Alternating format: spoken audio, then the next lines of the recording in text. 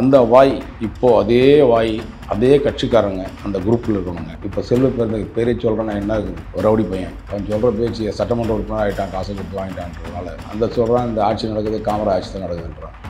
கொடுமை குடிச்சவங்க. உனக்கும் காங்கிரஸுக்கும் சம்மந்தமே கிடையாது. அவரும் களவாணி பையன், பலகார பையன். எவன் வீட்லேயே ஆட்டையை போட்டு வந்தோம் தான் துட்டை வச்சுட்டு காசை வச்சுக்கிட்டு அவனையோட கொலை பண்ணிக்கிட்டு நான் வார்த்தைகளை விட்டுறக்கூடாதுக்காக தான் அப்படி பல்ல கடிச்சிட்டு உட்காந்துருக்கேன். இவன் குடும்ப ஜீனுங்க அது. எவனுக்கு நல்லா பேச தெரியாது அவங்களுக்கு. வார்த்தைகளையே கரெக்டாக எனக்கு காமராஜர் சொன்னவொன்னே தான் எனக்கு இவ்வளோ கோவம் வருது. அவங்க அப்போ என்ன கதைன்றது நாடே நாரி போயிருக்கு. வேணா என் படத்தை பார்க்க சொல்லுங்க. இன்னும் 2-3 மாதத்தில் படத்தை ரிலீஸ் பண்ண போகிறேன். உண்மையாகவே அதான் மக்கள் தேவை. தமிழில் கூட தான் நீங்கள் பேசணும், ஆங்கிலத்தில் ஒரு வார்த்தை வராது. அப்போ எவ்வளோ ஈடுபாடு பாருங்கள். கலைஞர் டிவின்னு பேரை வச்சுட்டு இந்த கசமானத்தெல்லாம் 4 வார்த்தை தமிழில் வருது, 6 வார்த்தை இங்கிலீஷில் வருது. அப்போ எந்த அளவுக்கு மோசமான சூழ்நிலை கலைஞர் டிவி இருக்குதுன்னு நம்ம பார்த்தோம். மானாட மயிலாட சேர்ந்து ஆட, அதுக்கப்புறம் பார்க்குறவங்கள ஆட ஆட ஆட ஆட ஆட மொத்தமாக பாவாடை போயிடுச்சு. அப்படி தான் ஆயிடுச்சு. அந்த சிறுமியுடைய வலியோட அந்த வேதனையோட அந்த பெண் அவங்க வீட்டுக்கு வந்துடுவாங்க. அம்மா கதறி கூப்பாடு போட்டு ஐயோ என் பொண்ணை சீரழிச்சிட்டாங்களே, இவனை நாசமாக போகணும்னு சொல்லி எடுத்துகிட்டு போயிட்டு காவல்துறைக்கு போய் அந்த அம்மா புகார் கொடுக்க போனோம். அந்த காவல்துறை அதிகாரிகள் படுத்தின பாடு இருக்கு. அதையெல்லாம் தாண்டி அந்த மருத்துவமனைக்கு போனோம். அந்த மருத்துவமனை இங்கே வா, அங்கே போ, அந்த மருத்துவமனைக்கு போ, இந்த மருத்துவமனை அழகழிச்சாங்க பாருங்க. சாதாரண ஒரு குடும்பத்தை சேர்ந்த பெண்மணிக்கு ஏற்பட்ட விபரீத்தை கூட மனிதாபன அடிப்படை கூட இல்லாமல் இந்த காவல்துறை அதிகாரிகளும் சில மருத்துவமனை ஒன்று இல்லை 2 தான் நமக்கு காதுக்கு வருது, மனசுக்கு நம்ம சோஷியல் மீடியாவில் வெளியே வருது. இன்றைக்கி லட்சக்கணக்கான பெண்கள் கற்பழிக்கப்படுகிறார், பாலியல் பலாத்காரம் செய்யப்படுகிறார். இன்னும் சொல்லப்போனால் வயதான பெண்மணிகளை கூட கற்பழிக்கக்கூடிய சூழ்நிலை இன்றைக்கி தமிழ்நாட்டை அவ்வளோ மோசமான சட்ட ஒழுங்கு பிரச்சனை இன்றைக்கி ஏற்பட்டுருக்கு. தீர்வு என்னன்னு கேட்டிங்கன்னா முதலமைச்சர் தான் தீர்வு சொல்லணும். ஏன்னா பாவம் முதலமைச்சருக்கு ஒன்றும் தெரியல. அது தெரிஞ்சிருந்தால் அதெல்லாம் மாற்றிருப்பார். அவரும் பாவம் பிஸியாக இருக்கார். சார் இவங்க காவல்துறை அதிகாரிகளை கொலகார பயிலுங்க சார். அவருக்கு தெரியும் எப்படி விஜயகுமாரை கொண்டானுங்க, எப்படி விஷ்ணுபிரியா கொண்டாங்க, ரவுடி பயில எப்படிலாம் கொண்டானுங்க காசை வாங்கிட்டு. அவருக்கு தெரியாதா? அந்த நபர் சென்னையில் மட்டுமல்ல தமிழ்நாடு முழுக்க பல நல்ல பதவியில் நல்ல துறையில் நல்ல விஷயங்களை செஞ்சுருக்காரு சார் அந்த அதிகாரி. மன உளைச்சல் வாழ்க்கை ஒவ்வொரு மக்களுக்குமே மன உளைச்சல் ஆகிடும். இந்த ஆட்சி நீடிக்கணும்னு தமிழ்நாட்டு மக்கள் மிக தெளிவாக 2026 மறந்துடாதீங்க. இந்த ஆட்சி வந்தால் நாடு சுத்தமாக இருக்கிற கொஞ்சோண்டு 5% பாருங்க நாசமாக போய் குறைஞ்சிரும். நம்மளும் வீணாக போயிடுவோம்.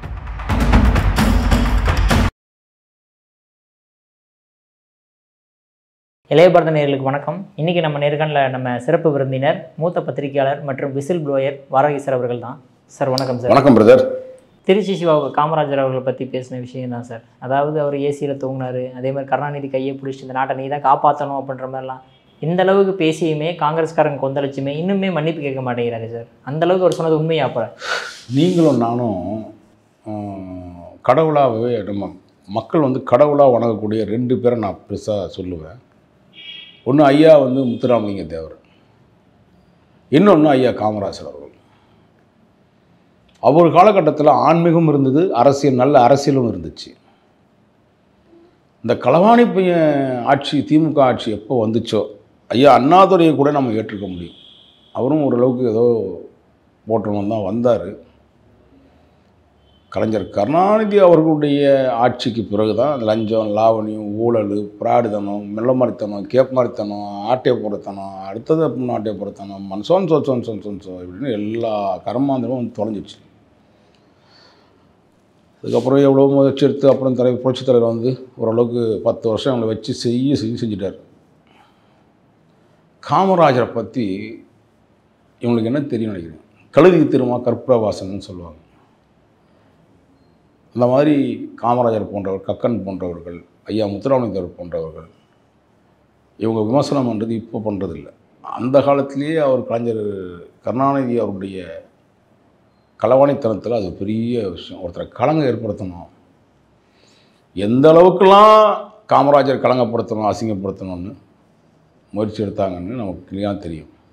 அந்த வாய் இப்போது அதே கட்சிக்காரங்க அந்த குரூப்பில் இருக்கணுங்க. இப்போ செல்வ பேரே சொல்கிறேன்னா என்ன இருக்குது ஒரு ரவுடி பையன் அவன் சொல்கிற பேச்சு சட்டமன்ற உறுப்பினர் ஆகிட்டான், காசு கொடுத்து வாங்கிட்டான்றதுனால அந்த சொல்கிறான் இந்த ஆட்சி நடக்குது, காமரா ஆட்சி தான் நடக்குதுன்றான். கொடுமை பிடிச்சவங்களே. உனக்கும் காங்கிரஸுக்கும் சம்மந்தமே கிடையாது. அவனுக்கு காங்கிரஸுக்கு என்ன சம்மந்தம் இருக்குது? அவரு களவாணி பையன், கொலகார பையன். எவன் வீட்லேயே ஆட்டையை போட்டு எடுத்து வந்தான், துட்டை எடுத்து வச்சுட்டு காசை வச்சுக்கிட்டு அவனை இவனை கொலை பண்ணிக்கிட்டு இந்த மாதிரி களவாணி தனத்தை பண்ணிக்கிட்டு காமராஜ் ஆட்சி அமைப்பான். இந்த மானங்கட்ட பசங்க ராகுல் காந்தி இந்த சோனியா காந்தி குரூப்பெல்லாம் தேக்கணும்ல. அங்கே ஒருத்தர் இருக்கான், வேணுகோபால்னு ஒரு ஆள் இருக்கான். அவன் எவங்கிட்ட துட்டு கொடுத்தாலும், நாய் கொடுத்தாலும், பீ கொடுத்தாலும், பிச்சைக்காரன் கொடுத்தா கூட வாங்கிப்பான். வாங்கிக்கினு வந்தான் தலைவர்னு சொல்லுவான். அதுக்கேற்ற மாதிரி அந்த எதிர்கட்சி தலைவராக இருக்கார்ல, கர்நாடகா கட்சிக்காரர், கர்நாடகாரர் யார்? காங்கிரஸ் கட்சி தலைவர் தெரியல.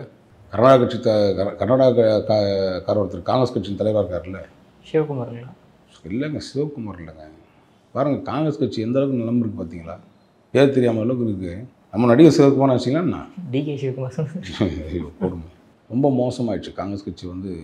அதனால தான் பாரத பிரதமர் மோடி அவர்களுடைய சூழ்நிலைக்கு ஏற்ற மாதிரி இன்றைக்கி தமிழ்நாடு மட்டுமல்ல இந்தியாவே திரும்பி பார்க்க வச்ச. நான் பெருமைக்கெலாம் பேசலை, உண்மையாகவே மக்கள்கிட்ட யார்கிட்ட வேணால் கேளுங்க. சும்மா இவனுக்கு ஏமாற்றி தொலைறானு. பிஜேபி வந்து அதை பண்ணுறோம், இதை பண்ணுறோம், அதை பண்ணுறோன்னு. பிஜேபி இதுவரையும் நல்லா தான் வச்சுருக்கு நாட்டில், இன்னும் நாசப்படுத்தலை. இவனுக்கு இன்னும் அதை வந்து உடச்சி இவனுக்கு இப்போ அடுத்து கொள்ளடிக்கணும், குழப்பணும், இதெல்லாம் என்ன பிஜேபி உள்ளே வந்து வேலை பார்த்துறமேன்றக்காக பயந்துக்கிட்டு காமராஜர் பேசுவதற்கு திருச்சி சிவா போன்ற, நான் சொல்ல அவசியம் இல்லை, நான் ஏற்கனவே ஒரு படம் எடுத்துருக்கேன் சிவா மனசில் புஷ்பான்ட்டு. என்ன கதை தெரியுமா? அது போய் கூகுளில் செக் பண்ணுங்கள். சிவா மனசில் புஷ்பா. நான் சிவாவை நடிச்சிருக்கேன், புஷ்பாவை ஒரு பொண்ணு நடிச்சிருக்கு. அது எந்த சிவா எந்த புஷ்பான்னு போய் பாருங்கள். இந்த மாதிரி காகிதங்கள்லாம் ஏதோ வாயில் வந்து 4 வார்த்தை நல்ல வார்த்தை வருதுனால இவனை பெரிய பேச்சாளர், பெரிய புடுங்கி, பெரிய முன்னாங்க காமராஜர் பேசுவது இந்த கன்றாய் சொல்லுவாங்க. என்னங்க இருக்குது? திமுக கணக்காரது கிடையாது, வேறு விஷயம் வச்சுங்க. என்ன பண்ணுறது? சூடு சோட்ட சொன்னக்கிட்ட இந்த காங்கிரஸ்காரங்களுக்கு தலைவராக செல்வப்பந்த போய் பண்ணுற ஆட்கள்லாம் இப்படி காவடி எடுத்து ஒரு சீட்டுக்காக 2 சீட்டுக்காக காவடி எடுத்து காமராஜரையும் அசிங்கப்படுத்துகிறானுங்க, கக்கனையும் அசிங்கப்படுத்துகிறானுங்க, ஐயா முத்துராமனையும் அசிங்கப்படுத்துகிறானுங்க. நான் வார்த்தைகளை விட்டுறக்கூடாதுக்காக தான் அப்படி பல்ல கடிச்சிட்டு உட்காந்துருக்கேன். மக்கள் தெரிஞ்சுப்பாங்க, மக்கள் என்ன நினைக்கிறாங்க, காமராஜர் யாருன்னு, கக்கன் யாருன்னு, முத்தையா முத்துராமலிங்க இதோட யாருன்னு தெரியும். இந்த மானங்கட்ட கேவலமான இந்த முட்டா பசங்க இப்படி தான் இருப்பானுங்க. மக்கள்கிட்ட பொய் பிரச்சாரம் பண்ணியே ஒருத்தனை வந்து காமராஜரை அசிங்கப்படுத்தினதே இவங்க தான். இன்றைக்கி வரையும் அம்மையார் ஜெயலலிதா அம்மையார் அப்படி தான் அசிங்கப்படுத்தினானுங்க. இப்படி மட்டமான ஒரு கேவலமான ஒரு நாட்டில் இப்படி ஒரு கட்சி துவங்கியது அண்ணாதுரையாக இருந்தாலும் சரி, ஆனால் அதை வழிநடத்தி கொண்டு வந்த கருணாநிதி குடும்பம் வந்து நாசமாக ஆக்கிடுச்சு இந்த தமிழ்நாட்டை. நான் பேச வேண்டியதை விட மக்கள் நான் பேசும்போதே காமராஜர் பற்றி பேசிய அந்த சிவா மேலே காரி உமிழத்துக்கு துப்புறாங்க. இவன்லாம் ஒரு மனுஷனாடான்ட்டு. நான் சில விஷயங்கள் பர்சனல் பேசக்கூட நினைக்கிறேன். இந்த பையன் ஒருத்தருக்கான, அவங்க அப்பா அம்மா அவனுக்கு ஒருத்தன் பிறந்திருக்கானே, பேர்னா இந்த சூர்யான்னு ஒரு பையன் இருக்கான்னா, அவன் ஒரு பொம்பளை பொறுக்கி, பெரிய பொம்பளை பொறுக்கி அவன் உலகத்துலேயே. இவன் குடும்ப ஜீனுங்க அது. எவனுக்கும் நல்லா பேச தெரியாது அவனுக்கு, புரியுதுங்களா? வார்த்தைகளையே கரெக்டாக எனக்கு காமராஜர் சொன்னவொன்னே தான் எனக்கு இவ்வளோ கோபம் வருது, புரியுதுங்களா? அவங்க அப்போ என்ன கதைன்றது நாடே நாரி போயிருக்கு. வேணா என் படத்தை பார்க்க சொல்லுங்க, நான் போட அடுத்த இன்னும் 2-3 மாதத்தில் படத்தை ரிலீஸ் பண்ண போகிறேன். இவங்க அப்போ யோகிதை என்ன அப்படின்றத, புஷ்பா யோகிதை என்னன்றதை நம்ம எது. ஏன்னா 2 இரு துருவங்கள் வெவ்வேறு கட்சியில் இருந்துக்கிட்டு இவனுக்கு எங்கே லிங்க் வச்சாங்க பார்த்தீங்களா? எதில் லிங்க் ஆச்சு? இந்த திராவிட இயக்கம் துவங்கிய காலத்து, திமுக துவங்கிய காலத்திலேருந்து பொம்பளைங்களாலேயே இந்த கட்சி நாசமாக போயிட்டு வருது. அதையும் இந்த மக்கள் வந்து ஜீர்ணிச்சுக்கிட்டு பொய்ய பிரச்சாரத்தை நம்பிக்கிட்டு ஓட்டு போடுறாங்க. 2026 திமுக என்ற ஒரு கட்சி எங்கேயாவது நாக்கில் கூட திமுகன்ற வார்த்தை வரவே வராது. அப்படி ஒரு மக்கள்கிட்ட அவ்வளோ விருப்பம் ஏற்பட்டுச்சு. இவங்க பொய் பிரச்சாரங்கள் இன்றைய காலகட்டத்திலையும் பாருங்க. காமராஜரை பேசுவதற்கு நீங்கள் இல்லை, நான் இல்லை, எந்த கொம்பனாக இருந்தாலும் சரி, கருணாநிதிக்கு யோகிதை கிடையாது, சிவாவுக்கும் ஒரு யோகிதை கிடையாது. ஓய் சார், அடுத்ததாக பார்த்தோம்னா இப்படி போலீஸ் ஒரு பக்கம் இப்படி இருந்தாலுமே இன்னொரு பக்கம் நல்ல போலீஸுக்குமே மிகப்பெரிய பிரச்சனைகள் தான் சார் வருது. அதாவது நம்ம டிஎஸ்பி சுந்தரேஷன் அவர்கள் வந்து, அதாவது எனக்கு கார் கொடுக்க மாட்டேன்றாங்க, என்னை வந்து செயல்பட விட மாட்டேன்றாங்க அப்படின்ற மாதிரி குற்றச்சாட்டு வைக்கிறாரு சார். இது மேலிடத்துலேருந்து வரக்கூடிய ப்ரெஷராக ஒரு நல்ல அதிகாரிகளுக்கு? ஏன் பிரதனுங்க யோசிக்கிறேன். எல்லா ஊடகங்களும் அவர் சுந்தரேசன் அவர்கள் ரொம்ப தெளிவாக மிக தைரியமாக ஒரு விஷயத்தை வெளிப்படுத்துகிறார். எந்த அதிகாரியும் வெளிப்படுத்துகிறார். ஏன் இந்த ஊடகங்கள் வந்து பேரை சொல்கிறது பயப்படுறீங்க? இந்த திட்டு பசங்க பற்றி பேசுறதுக்கு உங்களுக்கு என்ன பயம்? என்ன அரெஸ்ட் பண்ணுறாங்களா, ஜெயிலில் போட்டுறாங்க பயமா? அவர் யார் மேலே குற்றச்சாட்டு சொன்னார்னு தெரியுமா தெரியாது அவங்களுக்கு? யார் சொன்னார் அவர்? ஸ்டாலின் அந்த அவர் மேலே இருக்கக்கூடிய அதிகாரி மேலே ஸ்டாலின் அவர்கள் இன்னும் 2-3 பேர் போலீஸ்காரர் சொன்னார் சார். அவர் அந்த போலீஸ்கார பேரை சொல்கிறது ஏன் பயப்படுறீங்கன்னு கேட்குறேன். இல்லை அவர் ஸ்டாலின் நல்லாச்சுன்ட்டார். அது நாசமாக போச்சுன்னு நம்ம தான் தெரியுமே. அது நல்லாச்சியா நல்லா நாசமாக ஆச்சான்னு தெரியும் நமக்கு. டேவிட்சன் தேவ ஆசீர்வாதம் தான் என்னுடைய பிரச்சனைக்கு காரணமாக இருக்கார். உளவுத்துறை ஐஜி செந்தில்வேலன் என்னுடைய பழிவாங்குதல், எஸ்பி ஸ்டாலின் அவர்கள் பழிவாங்குறாரு. இவங்க 3 பேர் சேர்ந்து என்னை வந்து ஒழிக்க பார்க்குறாங்க. நான் நேர்மையாக வேலை செஞ்சேன். என் நேர்மை கிடைச்ச பரிசு என்னென்னா, இப்போ வந்து அவரை சஸ்பெண்ட் பண்ணியிருக்காங்க. அவர் வைத்தறிச்சலை மட்டும் கொட்டிக்கல, தமிழ்நாட்டில் இருக்க பாதிக்கப்பட்ட பல அதிகாரிகளுடைய பேரை அவர் சொல்லாமல் இருக்கார். காரணம் என்னன்னு கேட்டிங்கன்னா, பல அதிகாரின்னா என்ன சொல்கிறது, அவர் கூட பணிபுரிஞ்சவர்களை சொல்கிறேன். அவர் 96 பேட்ச். இன்றைக்கி பெரும்பாலும் அதிகாரிகள் வந்து அந்த 96 பேட்சில் தமிழ்நாடு முழுக்க வேலை செய்யணும். ஒரு சில விஷயங்கள் இருக்குங்க. ஒரு சொந்த தொகுதி சொந்த பகுதியில் வேலை செய்ய, சொந்த கிராமத்துலேயும் சொந்த ஊர்லேயும் மாவட்டங்களையும் வேலை செய்யக்கூடாதுன்னு போலீஸ் ப்ரொடக்ஷனில் இதில் இருக்குது பிஎஸ்ஓவில். ஆனால் ஒருத்தனை கூட்டு போய் கன்னியாகுமரியில் சொந்தமாக வீடு வச்சுருக்கவனை, கன்னியாகுமரியில் பிள்ளைங்க படிக்கிறவனை கூட்டு சென்னையில் போடுறீங்க. சென்னையில் இருக்கிறவனை கொண்டு போயிட்டு வந்து நீங்கள் கரெக்டாக தென்காசியில் போடுறீங்க. ராம்நாட்டில் இருக்கிறவனை கொண்டு வந்து இங்கே வந்து திருவள்ளூரில் போடுறீங்க. அவன் ஏதாவது பனிஷ்மெண்ட்டு தப்பு செஞ்சிருந்தான்னா ஓகே. அதிகாரிகளுக்கு டேவிட்சன் ஆசீர்வாதத்துக்கோ அருணுக்கோ இல்லை வந்து செந்தில்வேலன் அவர்களுக்கோ கூஜா தூக்குறவன் காஜா தூக்குறவன், பல விஷயங்கள் வேலை பண்ணி தரவன், வாங்கி தரவன், கொடுக்க வாங்கி மாமூல் வாங்கி தரவன், இவனெல்லாம் கூப்பிட்டு வந்து பக்கத்தில் வச்சுக்கிறீங்க. அவனுக்கு தேவையான இடத்துல கூப்பிட்டு வசூல் பண்ணி கொடுக்க சொல்கிறீங்க. அந்த சுந்தரேசன் சொன்ன விஷயங்களை வந்து அவர் டிஎஸ்பி சொன்ன விஷயங்களை வந்து நான் மீண்டும் ஒரே ஒரு விஷயம் நினைவுபடுத்த விரும்புகிறது என்னென்னு கேட்டிங்கன்னா, சுந்தரேசன் மட்டும் பாதிக்கப்படலை. அந்த மாதிரி பல ஆயிரக்கணக்கான காவலர்கள், காவல்துறை எஸ்ஐலேருந்து இன்ஸ்பெக்டர்லேருந்து டிஎஸ்பி வரையும் பாதிக்கப்பட்டிருக்காங்க. ஏன் ஐபிஎஸ் ஆஃபீஸரே பாதிக்கப்பட்டிருக்காரு. நம்ம பேசியிருக்கோம் விஜயகுமார் ஐபிஎஸ் அவர்கள். இந்த மாதிரி மன உளைச்சலை கொடுத்து ஒருத்தையும் இது வேலை பார்த்துக்கிறீங்க. இன்னும் சொல்லப்போனால் அந்த பொள்ளாச்சி சார்ந்த அந்த சம்பவங்களில் ஏற்பட்ட கௌசல்யா மேட்டரில் அதில் சில அதிகாரி போட்டாங்க. அப்புறம் விஷ்ணுபிரியான்னு ஒரு டிஎஸ்பி, குரூப் 1 ஆஃபீஸர், அந்த பெண்ணையும் நாசப்படுத்திட்டாங்க. அந்த அம்மா தற்கொலை போய் சாவர்களுக்கு கொண்டு வந்துட்டானுங்க. இப்படி பல அதிகாரியுடைய அதிகார துஷ்பிரயோகத்தில் ஏற்படக்கூடிய விளைவுகள் வந்து என்னென்னு கேட்டிங்கன்னா, இது வந்து இப்போ அவர் சொல்கிறாரு, யார் அந்த டிஎஸ்பியே சொல்கிற என் உயிருக்கு ஆபத்து இருக்குது சார், இவங்க காவல்துறை அதிகாரிகளை கொலகார பயிலுது சார், அவருக்கு தெரியும் எப்படி விஜயகுமாரை கொண்டானுங்க, எப்படி விஷ்ணுபிரியா கொண்டாங்க, ரவுடி பயில எப்படிலாம் கொண்டானுங்க காசை வாங்கிட்டு, அவருக்கு தெரியாதா? அந்த நபர் வந்து சென்னையில் மட்டுமில்லை தமிழ்நாடு முழுக்க பல நல்ல பதவியில் நல்ல துறையில் வந்து நல்ல விஷயங்களை செஞ்சுருக்காரு சார் அந்த அதிகாரி. அவர் எத்தனை விஷயங்களை ஒரு விஷயத்தை கேட்டுக்குங்க. அவர் சென்னையில் ஒரு இடத்துல பணிபுரியும் போது ஒரு குற்ற வழக்கில் டேவிட்சனை பற்றி ஒரு ரிப்போர்ட் போடுறாரு. டேவிட்சன் இந்த குற்றத்தை செஞ்சுருக்காருன்னு. அதுக்காகவே அவர் பழிவாங்கப்படுது. அவரை பார்த்து அவர் சென்னையில் இருக்க இன்றைக்கி சென்னைக்கு அவர் வந்துட்டுருக்கார். நான் 2-3 நாள் கூட தொடர்பு கொண்டேன், தொலைபேசியில் எடுக்கலை. சென்னை வந்ததுக்கப்புறம் மீட் பண்ணுவோம். இங்கே தான் ஒரு சென்னையில் தான் வீடு இருக்குது. இங்கே காவல்துறை அதிகாரிகள் தமிழ்நாட்டு மக்களையும் காப்பாற்றலை, காவலர்களுமே அவங்கள காப்பாற்றிக்க முடியல.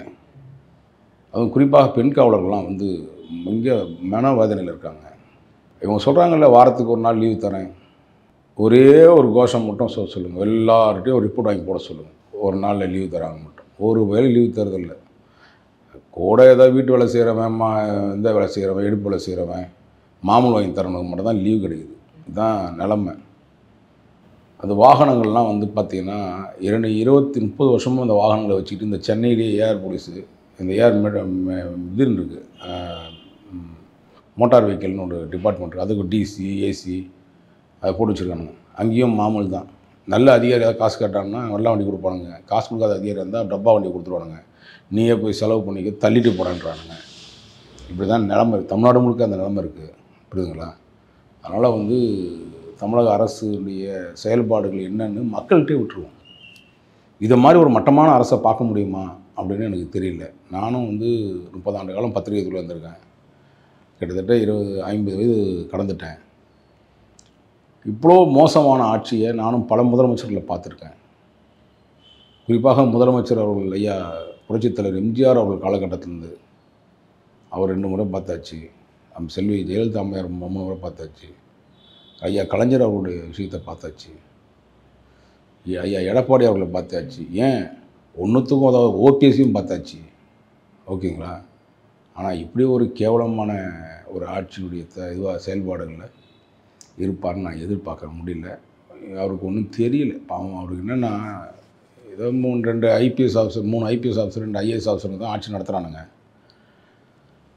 இனிமேலும் இந்த மக்கள் வந்து திருந்தணும், வருத்தப்படுற அளவுக்கு சூழ்நிலை. அவன்லாம் வறுமைக்கு போயிட்டான் எல்லாருமே. பெரும்பாலும் வந்து அவன்கிட்ட காசு பணம் கிடையாது. எல்லாம் ஐபிஎஸ் ஆஃபீஸர்கிட்ட தான் பணங்குது, ஐஏஎஸ் ஆஃபீஸர்கிட்ட தான் பணங்குது, அரசியல்வாதிகிட்ட தான் பணம் இருக்குது, அவனுக்கு எடுப்போட பண்ணுறவன்கிட்ட தான் பணம் இருக்குது. பெரும்பாலும் காவல்துறையில் 2-3 அதிகாரிங்க ரியல் எஸ்டேட் தான் மெயின் பிஸ்னஸாக பண்ணுகிறானுங்க. இதெல்லாம் நாட்டு மக்கள் தெரிஞ்சுக்கணும். இந்த வழி வந்து ஒவ்வொருத்தரும் உணர்ந்துட்டான். நீங்கள் ஒரு மைக் எடுத்துகிட்டு போய் யார் வீட்டில் போய் நில்லுங்களேன், அம்மா நீ யாருக்குமா ஓட்டு போடுவீங்க, நல்ல வார்த்தைகளை சொல்லுவாங்க. நான் சொல்லக்கூடாது, மக்கள் சொல்லுவாங்க. ஏம்மா முதலமைச்சர் ஸ்டாலின் அவர்கள் நல்லா தானே பண்ணிட்டுருக்கார், ஆட்சி வரக்கூடாது, ஐயோ அந்த நாசமாக போன ஆட்சி வரக்கூடாதுங்கன்னு சொல்லுவானா இல்லை கேட்டுப்பாருங்க. கும்பிட்றான். மூட்டத்துக்குறலேருந்து மிகப்பெரிய கோட்டீஸ்வரர் இருக்கிற வரையும் ஐயோயோ இப்படி ஒரு கொள்ளக்கார ஆட்சியை நம்ம பார்த்து இல்லை, மக்களை வந்து கொன்னுட்ருக்கானுங்க. நிம்மதி இல்லாத வாழ்க்கை, மன உளைச்சல் வாழ்க்கை, ஒவ்வொரு மக்களுக்குமே மன உளைச்சல் ஆகிப்போச்சு. இந்த ஆட்சி நீடிக்கணுமோ நீடிக்க வேணான்னு தமிழ்நாட்டு மக்கள் மிக தெளிவாக 2026 மறந்துடாதீங்க. இந்த ஆட்சி வந்தால் நாடு சுத்தமாக இருக்கிறத கொஞ்சோண்டு 5% இருக்கு பாருங்கள், நாசமாக போய் தொலைஞ்சிரும். நம்மளும் வீணாக போயிடுவோம். சொல்கிறத சொல்லிட்டேன், கேட்குறது உங்கள் இஷ்டம். வீணாக போவீங்க. இந்த காசு கொடுக்குற காசை வந்து எதோ வாங்கிட்டு அவனுக்கு 1000 ரூபா கொடுத்துட்டு 1000 கோடி அடிச்சுட்டு போகிறானுங்க. ஒருத்தனும் அப்படி தான் இருக்கான். நீங்கள் தான் பார்த்து திருந்தணும்னு தான் நம்ம கேட்போம் சார். அதாவது இப்போ மதுரையில் ஒரு ஆடியோ ரொம்ப வைரலாக போயிட்டுருக்கு சார். அதாவது பார்த்தோம்னா ஒரு போலீஸ்காரரே வந்து தான் மனைவி எப்படி சித்திரவதை பண்ணணும் அப்படின்றத தன்னுடைய தங்கைகிட்ட வந்து பகிர்ந்துக்கிறாரு. அதுவும் சந்தோஷமாக பகிர்ந்துருக்கிறாரு. அதுவும் இல்லாமல் அவங்க தங்கையுமே வந்து ஓ இப்படிலாம் பண்ணியிருக்கியா, இன்னும் எதனை பண்ணியிருக்கணும் அப்படின்ற மாதிரி சுவாரஸ்யமாக கேட்குறாங்களே சார். அந்தளவுக்கா சார் அந்த சமுதாயம் சீரழிஞ்சு போச்சு? குறிப்பாக இந்த சமுதாயம் சீரழிவுக்கு சில காரணங்களை சொல்லலாம். சீரழிவு மட்டுமல்ல, நல்ல விஷயங்களும் சினிமாவில் திருத்தப்பட்டிருக்கு. ஏன் இன்னும் சொல்லப்போனால் இந்திய சுதந்திரத்திற்கு சினிமா ஒரு மிகப்பெரிய ஒரு காரணமாகவும் இருந்திருக்கு. எப்படி ஊடகங்கள் ஒரு காரணமாக இருந்துச்சோ, அக்னிசை எப்படி ஒரு காரணமாக இருந்துச்சோ, அந்த மாதிரி வந்து ஊடகம் மாதிரியே சினிமாவும் ஒரு மிகப்பெரிய ஊடகம் அன்றைய காலகட்டத்தில் இருந்துச்சு. அதுக்கு ஒரு மிகப்பெரிய பங்கு அதில் உண்டு. இன்றைக்கி சமுதாயத்தில் என்ன நடக்குதுன்னா, நல்லது எது கெட்டது எதுன்னே சொல்லித்தர முடியாத ஒரு சூழ்நிலை. அதுக்கு காரணம் நம்ம படிக்கிற புத்தகம் மட்டுமே போதாது, செய்தித்தாள் வாசிப்பு நிச்சயமாக இருக்கணும். டிவியில் இது போன்ற செய்தியில் என்ன நடக்குது, வெளி உலகத்தில் என்ன நடக்குது, வெளிநாடுகளில் என்ன நடக்குது அப்படின்ற விஷயம் மக்கள்கிட்ட ரொம்பவும் கம்மி. அவங்க எங்கே மூழ்கியிருக்காங்க அப்படின்னு பார்த்திங்கன்னா, தொலைக்காட்சியில் வரக்கூடிய சில மோசமான, கேவலமான, அருவருப்பான, ஆபாசமான சீரியல் தான் காரணம். ஏன்னா அது வந்து சினிமா கூட நீங்கள் தேடி போய் உட்காந்து படம் பார்த்தா தான் உண்டு. சீரியல் அப்படி கிடையாது. சீரியல் நேரடியாக உங்கள் வீட்டுக்குள்ளேயே வந்துடுது. சினிமா ரசிகர்களை விட, நடிகர்கள், அந்த பிரிய நடிகர்களை விட, ரசிகர்களை விட டிவி சீரியலுக்கு ரசிகர்கள் அதிகம். இன்றைக்கி பெரும்பாலும் தமிழ்நாட்டில் ஆண் பெண்கள் வேலைக்கு போனாலும், குறிப்பாக மாலை நேரங்களில் வந்த உடனே ஒரு சேனலுக்கு பார்த்தீங்கன்னா குறைஞ்சபட்சம் 17 காலையில் ஆரம்பிச்சிங்கன்னா 17 எபிசோடு, அது 17 சீரியல்கள் போகுது ஒரு சேனலுக்கு. பெரும்பாலுமான அது ஏன் 100க்கு 99% சீரியல்களில் எவ்வளோ வந்து இழுத்துட்டு போகிறான்றது, எவன் கூட ஓடி போகலான்றது, அடுத்தவன் பொண்டாட்டி எப்படி ஆட்டையை போடலான்றது, அடுத்த விஷயங்கள் என்னென்னு பார்த்தீங்கன்னா எப்படி ஒருத்தனை கொலை பண்ணலான்றது, புருஷனை விஷம் வச்சு கொள்வது எப்படி, பொண்டாட்டியை வந்து கொலை பண்ணுறது எப்படி, பெத்த தாயே வந்து கற்பழிக்கிறது எப்படி, இப்படி மிக மோசமான செயல்பாடுகளை இந்த தொலைக்காட்சிகள் பண்ணுது. சினிமாவுக்கு சுதந்திர காலகட்டங்களில், சுதந்திரம் அடையிறதுக்கு முன்னாடி இருந்த காலகட்டங்களில் பத்திரிகைக்கு சென்சார் இருந்துச்சு. சினிமா நாடகங்கள் அப்போல்லாம் நாடகத்துக்கு சென்சார் இருந்துச்சு. அப்புறம் நீங்கள் நாடகம் ஸ்கிரிப்டை கொடுத்து ஓகே பண்ணால் தான் நீங்கள் போக முடியும். பிறகு சுதந்திரம் அடைஞ்சதுக்கப்புறம் காங்கிரஸ் கட்சியினுடைய தலைமையில் பொறுப்பேற்றதுக்கப்புறம் பல நாடகங்களில் உங்களுக்கு வந்து சென்சார்கள் இருந்தால் தான் கொடுப்பாங்க. அப்படின்னு தடை செஞ்சு, ஏன்னா குறிப்பாக எம்ஆர் ராதா அவர், நடிகவேல் எம்ஆர் ராதா அவர்கள், அவர் நாடகம்லாம் மிகப்பெரிய புரட்சியை ஏற்படுத்திய, சமுதாயத்தில் மிகப்பெரிய புரட்சியை ஏற்படுத்தியிருக்கு. ஒரு வில்லத்தனத்தை ஹீரோயிசமாக காட்டுவார். வெளிநாடுக்கும் நமக்கும் இல்லை வேறுபாடு என்னன்னு சொல்லுவார். அப்படியாப்பட்ட ஒரு நடிகைவேல், எம் ஆர் ராதா போன்ற ஆட்கள், என்எஸ் கிருஷ்ணன் போன்ற ஆட்கள், பல ஜாம்புவான்கள், எஸ்எஸ்ஆர் அவர்கள், புரட்சித் தலைவர் எம்ஜிஆர் அவர்கள், நடிகர் ரவிச்சந்திரன் அவர்கள், நடிகர் சிவாஜி கணேசன் அவர்கள், இப்படி எண்ணற்ற விஷயங்களை அன்றைக்கி நடிகைகளே வந்து ரொம்ப குறைவு. பெண் ஆர்டிஸ்ட் வந்து ரொம்பவும் குறைவு. ஆணே வந்து பெண்ணாக வேஷம் போட்டு தான் நடித்ததெல்லாம் படங்கள் உண்டு. அன்றைக்கி திணிக்கப்பட்ட விஷயங்கள் சமுதாய ரீதியான பிரச்சனைகளும் குடும்ப பிரச்சனையை மட்டுமே சொன்னாங்க. இன்றைக்கி அப்படி தான் நடக்குது சீரியல். டைரக்டர் வீட்டில் என்ன பிரச்சனையோ தெரில, அவன் பொண்டாட்டி எங்கே ஓடி போச்சோ தெரில, அது வந்து ஒரு விஷயத்த சொல்கிறான். ப்ரொடியூசர் பொண்டாட்டி எங்கேயோ அம்மா ஆத்தா எங்கேயோ போய் மேய்ஞ்சதுங்கன்னா அதில் ஒரு விஷயம் கொண்டு சொல்கிறான். அவன் வீட்டில் பாதித்ததெல்லாம் வச்சு ஒரு படமாக சீரியலாக எடுத்து, அடுத்தவன் தாலி அறுத்து, அதில் ஒரு வக்கரத்தை பார்த்து, அதில் ஒரு வன்மத்தை பார்த்து, மிக கேவலமாக இன்றைக்கி தொலைக்காட்சிகள் மோசமாகிடுச்சு. மதுரையில் நடந்த அந்த காவலருடைய அவர் சகோதரிக்கும் நடந்த உரையாடல் வந்து ஒருத்தர் எப்படியெல்லாம் நான் பண்ண போகிறேன், எந்த மாதிரியான விஷயங்கள்லாம் அவர்கிட்ட வார்த்தைகளை சொன்னேன், அவளை எப்படியெல்லாம் பயன்படுத்தினேன், இது போன்ற பல விஷயங்களை அவங்க ரசிச்சுக்கிறாங்க. இந்த ரசிப்புத்தன்மைக்கு முக்கிய காரணமே நான் ஏற்கனவே சொன்ன சீரியல்கள் தான். பல சீரியல்கள் அப்படி தான் இருக்குது. நீங்கள் வந்து ஒரு குறிப்பிட்ட ஒரு விஷயம், அதில் நான் ரொம்ப பாராட்டக்கூடிய விஷயம், ஒரு தொலைக்காட்சியை மட்டும் பாராட்டணும். மக்கள் தொலைக்காட்சியை நான் உண்மையாக நேரடியாக மனசார பாராட்டுகிறேன். எனக்கும் ஐயா ராமதாஸ் அவர்களுக்கும் ஐயா அன்புமணி ராமதாஸ் அவர்களுக்கும் பல கொள்கை விடுதலை ரூபத்தில் எனக்கு வந்து உடன்பாடு இல்லாத விஷயங்கள் இருக்குது. இருந்தாலும் அந்த தொலைக்காட்சி இன்றைக்கு வரையும் தரமாக மக்களுக்கு தேவையான விஷயங்கள், நாட்டுப்புற கலையிலிருந்து, உணவு வகையிலிருந்து, அவர்கள் வந்து சொல்லக்கூடிய ஒவ்வொரு விதமுமே மக்கள்கிட்ட போய் அது வந்து, ஏன்னா அந்த தொலைக்காட்சி நம்மளால பார்க்க மாட்டாங்க.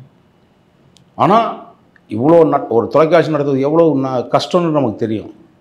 அந்த கஷ்டத்துலேயும் மக்கள் தொலைக்காட்சி இன்றைக்கி வரையும் அந்த லாஸ் ஆனாலும் அதை ஈடுகட்டி இன்றைக்கி வரையும் எனக்கு தெரிஞ்சு 19 ஆண்டு ஆளாயிடுச்சுன்னு நினைக்கிறேன். 2003 காலகட்டம்னு நினைக்கிறேன். ஆக்சுவலாக தொடங்கப்பட்டது 13 எனக்கு சரியாக ஞாபகம் இல்லை.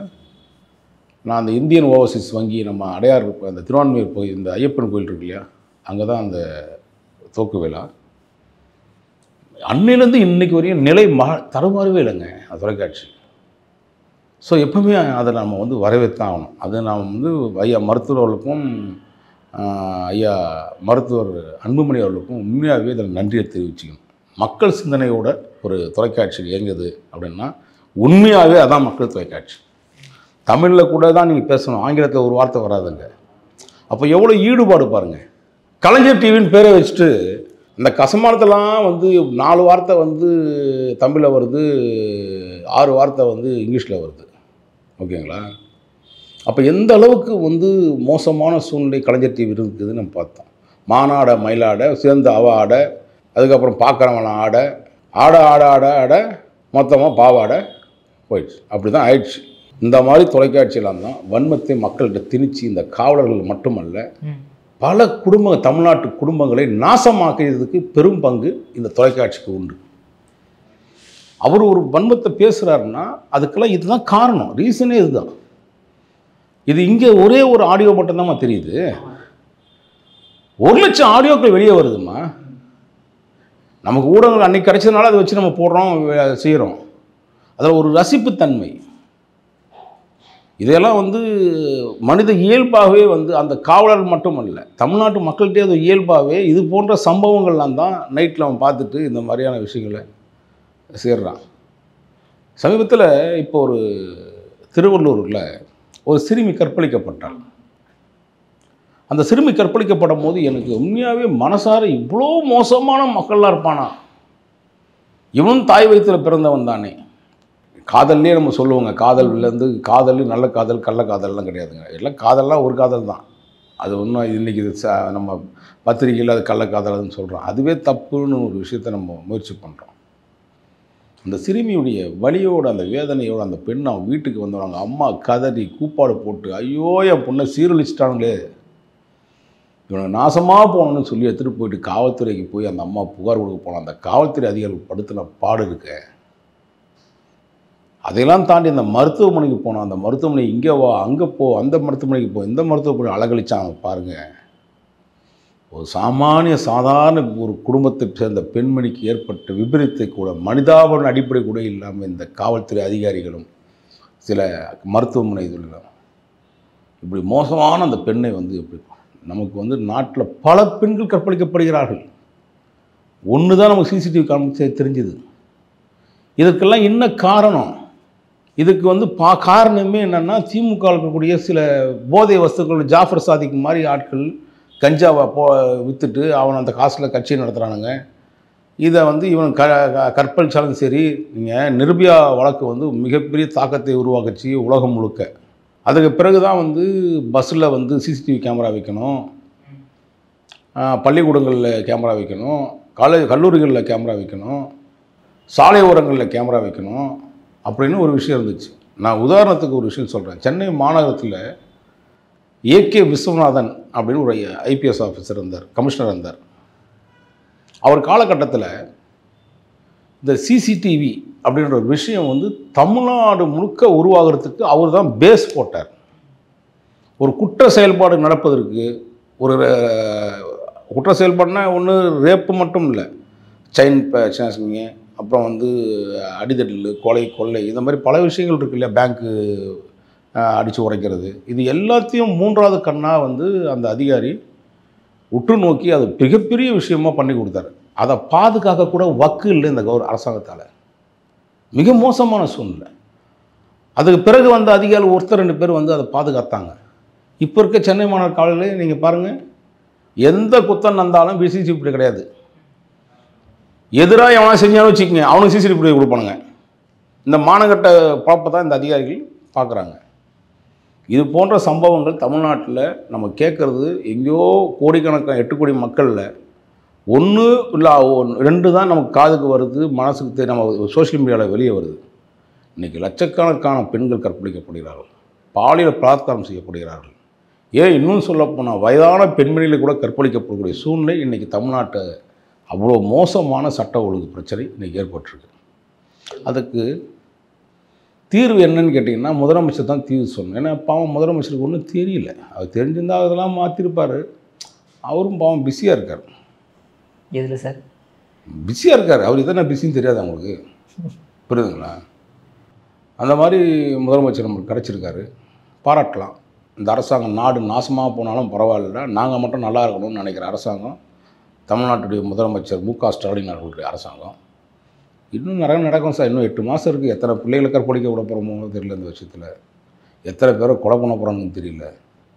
எத்தனை நாட்டு மக்கள் ஏற்கனவே தமிழ்நாட்டில் 95% வரையும் இவனுங்க நாட்டை நாசமாக்கிட்டாங்க. இன்னும் 5% இருக்குது. திருப்பி ஆட்சிகள் மாறினா தான் அவங்க திருப்பி அதை ரெட்டிஃபை பண்ணுறதுக்குள்ள அந்த ஆட்சியை முடிஞ்சிடும். அப்படி ஒரு சூழ்நிலையை உருவாக்கி வச்சுருக்குது தமிழக அரசு. மக்கள் பார்த்து திருந்திக்கிட்டோம். நம்ம சொல்கிறத சொல்லிட்டோம், கேட்குறதும் கேட்காது. 8 மாதம் இருக்குது. மனசில் மறந்துடாதீங்க. 1000 ரூபா கொடுத்தானுங்க, 5000 ரூபா கொடுத்தானுங்க, மறந்துடாதீங்க. தயவுசெய்து இந்த ஆட்சி மட்டும் எந்த காலகட்டத்துலேயும் உங்கள் காலத்தொட்டு கூட கும்பிட்டு கேட்டுக்கிறோம். ஏன்னா உங்களுக்கு தெரியும், நம்ம சொல்லி மக்களுக்கு தெரியும் இந்த நாடு ஏன் நாசமாக போச்சு, இந்த ஆள் என்ன பண்ணாருன்றது வரையும் எல்லாம் அவங்களுக்கு தெரிஞ்சாங்க. ஏன்னா டெய்லி அவங்களும் அனுபவிக்கிறாங்களே இந்த கஷ்டத்தை. மனக்குமர்கள் மக்கள் மத்தியில் மனசாக பார்த்து மாறினா மட்டும்தான் இது போன்ற சீரழிவுகள், வன்மமான பேச்சுக்கள், வக்கரமான சூழ்நிலைகள்லாம் ஏற்படாது. நம்மளாக பார்த்து ஊடகங்களை தயவுசெய்து, நல்ல ஊடகங்கள் நிறைய விஷயம் இருக்குது, அதெல்லாம் பார்த்து தெரிஞ்சுக்கிட்டு மக்கள் தான் திருந்தணும். அவன் ரொம்பவும் மலிவான இன்றைக்கி தொலைக்காட்சியில் கொடுக்கக்கூடிய சில சீரியல்கள் அசிங்கமாக இருக்குது. இது மக்கள் மத்தியில் ரொம்ப போய் சேர்ந்துருச்சு. இனிமேல் புதுசாக ஒருத்தனை ஷோ போட்டு வாஷிங் மிஷினில் வச்சுலாம் வாஷ் பண்ண முடியாது. இருக்கிறத வச்சு தான் காலத்தை ஓட்டணும். சட்டங்கள் கடுமையாச்சுன்னா இது போன்ற குற்றம் பண்ணக்கூடிய நபர்கள்லாம் தண்டிக்கப்பட்டார்கள்னா, எங்கே குற்றம் பண்ணுறவங்க எல்லாமே திமுகவில் பெரும்பாலும் பேர் இருக்கானே, அவனை எங்கே போய் தண்டிக்க போகிறாங்க அரசாங்கம்? சார், உங்கள் அற்புதமான கருத்தில் இளைய பந்தருக்கு மிக்க நன்றி. நன்றி பிரதர்.